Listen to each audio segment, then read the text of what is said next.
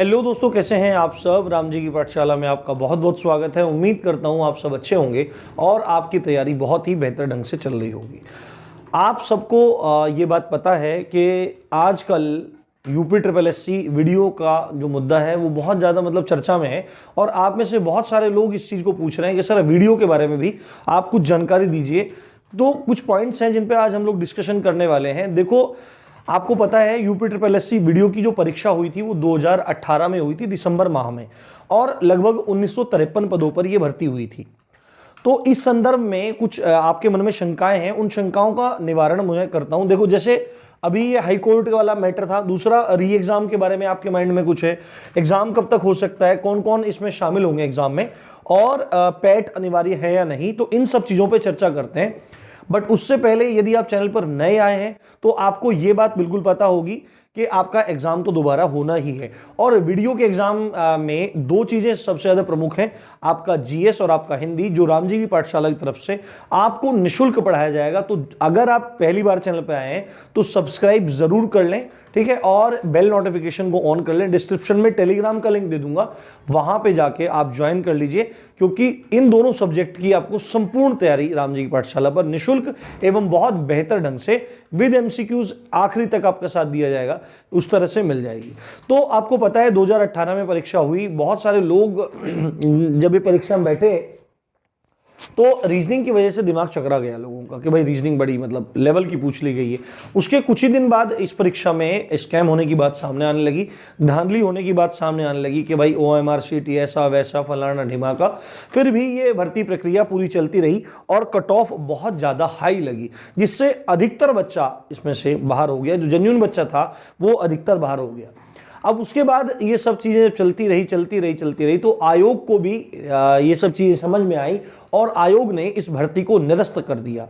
जब इस भर्ती को निरस्त कर दिया तो इस भर्ती प्रक्रिया में जो फाइनली सेलेक्ट हुए कैंडिडेट थे उन लोगों ने हाई कोर्ट में मुकदमा डाल दिया और हाई कोर्ट में एक लंबे समय तक मुकदमा चलने के बाद कल उसका निर्णय आ गया है। उसमें आयोग की जीत हुई है। भर्ती के मामले में हाई कोर्ट ने भी ये माना है कि लगभग 1953 पद थे, ठीक है, 1953 पद थे, जिनमें से 1300 प्लस OMR शीट के साथ में छेड़खानी हुई है। यानी कि इस भर्ती का लगभग 70% हिस्सा एक तरह से संदिग्ध है, एक तरह संदेह के घेरे में है। तो कोर्ट ने भी ये बात कही कि जब किसी भर्ती में 70% जो भाग है भर्ती का पदों का वो इस संदेह के घेरे में जा रहा है तो कट ऑफ तो हाई लगनी थी, और इस कट ऑफ हाई लगने के कारण जेन्युइन बच्चा बाहर रह गया, ठीक है। ये बात सामने निकल के आई और भर्ती हाई कोर्ट ने इस मामले को सिरे से निरस्त कर दिया। तो अब ये बात उठ रही है कि क्या ये मामला अब पहले सिंगल बेंच में था, क्या ये मामला अब डबल बेंच में जाएगा।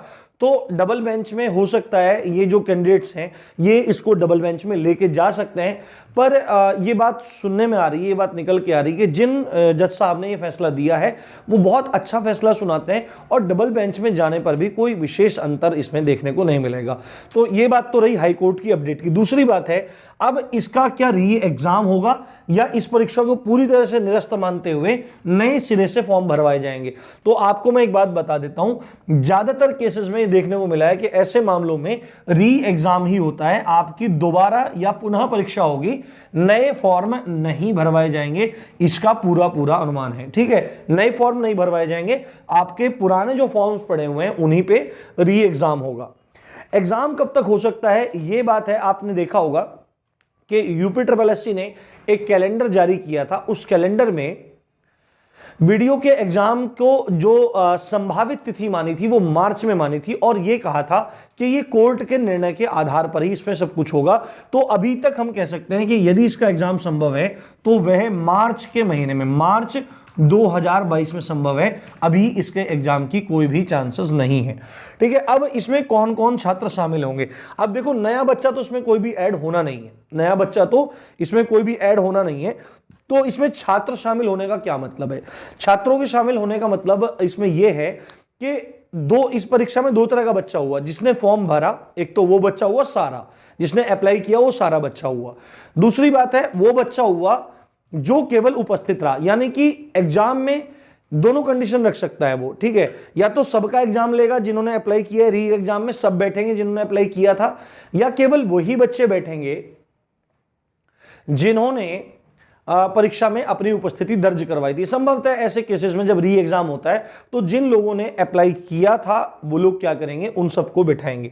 अब पैट के बारे में कहें कि क्या इस भर्ती में बैठने के लिए पैट अनिवार्य है कि नहीं है, तो आपको पता है कि ये भर्ती 2018 की है, ठीक है, और पैट अभी आपका 2021 में हुआ है, तो इस भर्ती से पैट का कोई भी संबंध नहीं है, तो आपको बिल्कुल भी टेंशन लेने की जरूरत नहीं है। अब देखो आगे कोई भी अपडेट इन भर्ती की आती रहेगी तो मैं आपको बताता रहूंगा, सब चीजें मैं आपको समझाता रहूंगा, बस आपको चैनल के साथ जुड़ जाना है और ज्यादा से ज्यादा चैनल को शेयर करना है। बाकी आपकी जल्दी ही, कल से ही आपकी हिंदी की वीडियो आपके पास आने शुरू हो जाएगी, बहुत बेहतर तरीके से और बहुत सुंदर अंदाज में आपको हिंदी देखने को मिलेगी।